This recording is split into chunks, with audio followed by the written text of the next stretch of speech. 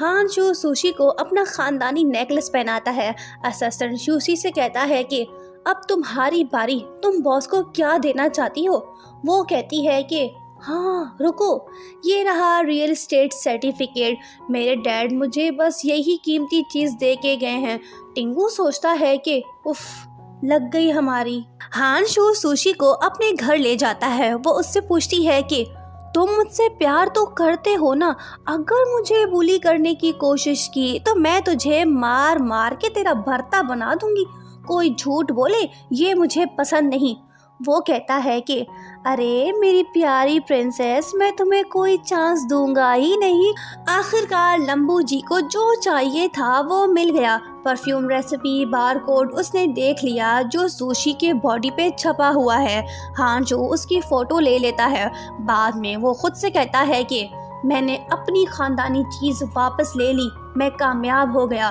Boss यही है वो सीक्रेट रेसिपी, मैंने वेरीफाई कर लिया है, अब हमें कोई नहीं रोक सकता। हानचू कहता है कि नहीं, अभी नहीं, मुझे सोचने दो। वो कहता है कि बॉस, अगर लड़की को सच पता चला तो फिर क्या होगा। तभी लिनशू आती है और हानचू से पूछती है कि तुमने एंगेजमेंट के बारे में मुझे क्यों नहीं बताया। मैं सब कुछ जानती हूँ। तुम्हारे डैड ने सुशी के डैड पे गलत इल्ज़ाम लगा के उसे कंपनी से निकाला था, जिसके बाद उसका एक्सीडेंट हुआ और वो मर गया। अगर ये बात सुशी को पता चली तो लिनचू की बातों ने हानचू को डरा दिया है। वो सुशी के पास जाता है। वो उसे बताती है कि मेरे डैड को उसके बेस्ट फ्रेंड ने धोखा दिया था और उन्हें जॉब से भी निकाला। वो काफ़ी दुखी हो गए थे, इसी वजह से उनका एक्सीडेंट हुआ।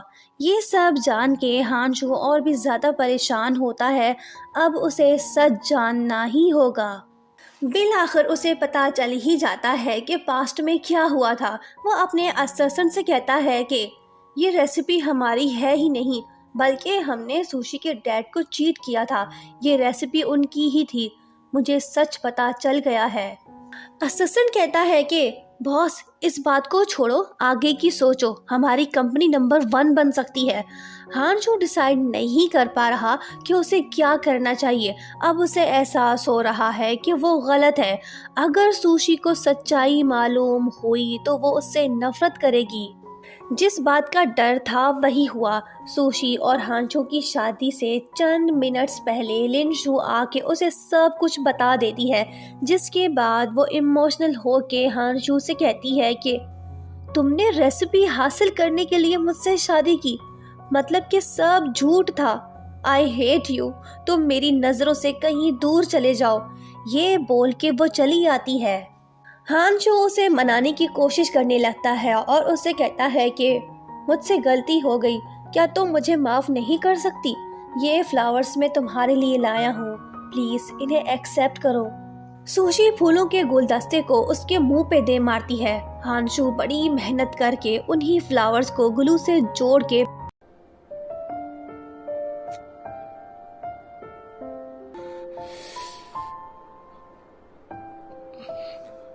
फिर से आके देता है।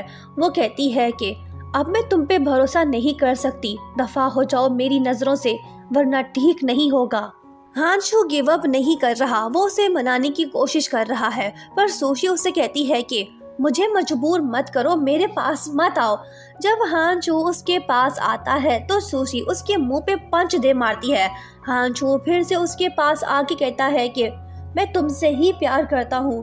सुशी फिर से उसे मारने लगती है।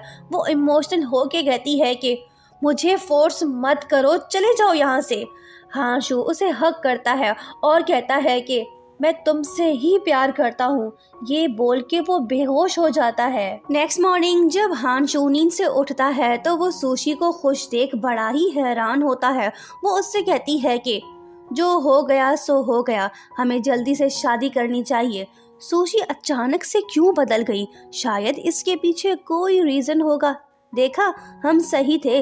सुशी को मुकम्मल सच जाना है, इसी वजह से वो हानशू से शादी करती है। उसी रात वो हानशू के फिंगरप्रिंट्स लेके उसका सीक्रेट सेफ खोलती है तो उसे सब कुछ पता चल जाता है, और ये भी कि उसके डैड के मौत के जिम्मेदार हानशू के डैड थे।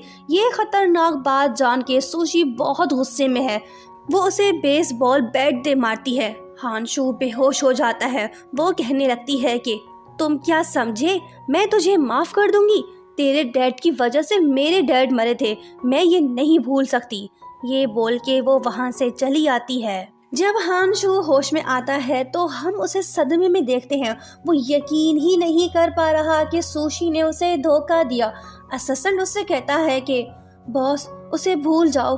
वो कहता है कि मैं भी उसे भुलाना चाहता हूँ, पर पता नहीं क्यों मैं उसे भूल नहीं पा रहा। वो इमोशनल होके कहता है कि प्रॉमिस करो कि तुम उसे ढूंढ के लाओगे। वो कहता है कि बॉस, आप परेशान मत हो, मैं उसे तलाश करता हूँ। उसके बाद ड्रामे में ट्विस्ट तब आता है जब हानशू का एक्सीडेंट होता है, जिसके बाद असिस्टेंट सुशी के पास जाके उसे ये बात बताता है। ये खबर सुन के सुशी घबरा जाती है। अब उसे एहसास हो रहा है कि उसने हानशू के साथ गलत किया। वो उससे पूछती है कि अब वो कहाँ है। वो कहता है कि तुम फिक्र मत करो, बॉस अब से तुम्हें कभी तंग नहीं करेंगे, वो बहुत दूर जा चुके हैं। सुशी हानशू के घर पहुंचती है। वहां से उसे पता चलता है कि हाउस तो सेल हो चुका है। ये बात जान के सुशी रोने लगती है और सोचती है कि कहीं हानशू को कुछ हुआ तो नहीं, वो जिंदा तो है ना। फिर क्या, वो उसे तलाश करने लगती है। बिलाखिर दोनों मिलते हैं। वो उससे कहती है कि तुम ठीक तो हो ना, मेरी तो जान निकल गई थी। वो कहता है कि मुझे अपने कर्मों की सजा मिल गई है, मैं तुम्हें फिर से खोना नहीं चाहता। दोनों एक दूसरे को हग करते हैं। इनकी लव स्टोरी हुई कंप्लीट। वैसे लंबू भाई की शक्ल ली मिनहू से काफी मिलती है। हम सही बोल रहे हैं या नहीं, कमेंट करके जरूर बताइएगा। मिलते हैं जल्द ही न्यू ड्रामे के साथ।